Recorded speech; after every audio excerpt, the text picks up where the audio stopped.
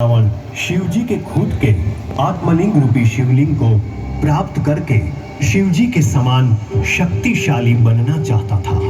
उसने शिवजी से शिवलिंग प्राप्त करने के हेतु घोर तपश्चर्या आरंभ की।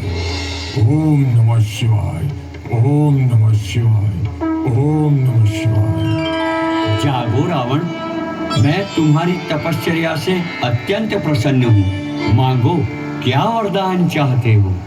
हे भोलेनाथ, मैं आपके शिवलिंग को लंका में स्थापित करना चाहता हूँ। तथास्तु, मैं तुम्हें मेरा शिवलिंग दे रहा हूँ, किंतु सावधान लंकापति, यदि लंका में शिवलिंग की स्थापना से पहले शिवलिंग को जमीन पर रखा तो शिवलिंग वही स्थापित हो जाएगा और फिर तुमसे कुछ ना हो पाएगा।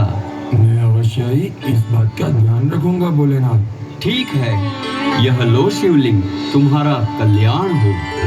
मन चाहा वरदान पाकर दशानन रावण शिवलिंग के साथ लंका की ओर प्रस्थान करने लगा।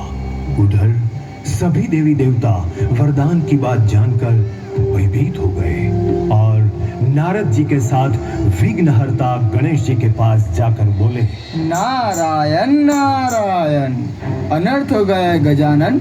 रावण अगर लंका में शिवलिंग की स्थापना कर लेगा तो अपनी आसुरी शक्तियों से तीनों लोक पर राज करने लगेगा। इस विपदा से आप ही हमें बचाइए प्रभु।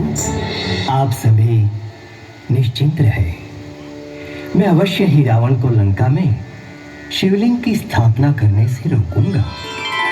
देवताओं को आश्वस्त करके श्री गणेश जी ने बालक का स्वरूप धारण किया और रावण के समीप जा पहुंचे।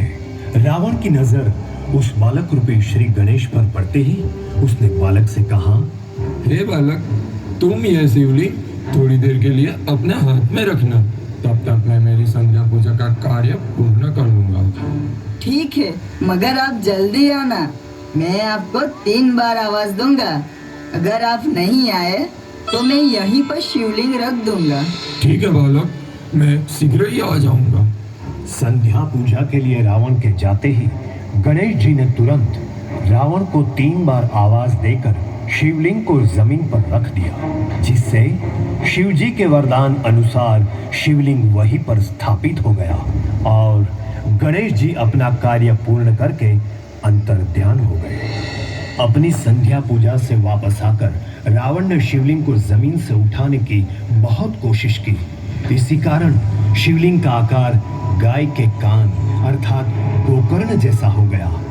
रावण जैसे बलशाली से भी इस शिवलिंग को उठाया नहीं गया, इसलिए इस लिंग को गोकर्ण महाबलेश्वर के नाम से जाना जाता है। इस प्रकार गणेश जी ने अपनी चतुर बुद्धि से रावण को लंका में शिवलिंग की स्थापना करने से रोका और रावण की आसुरी शक्तियों से तीनों लोकों की रक्षा की।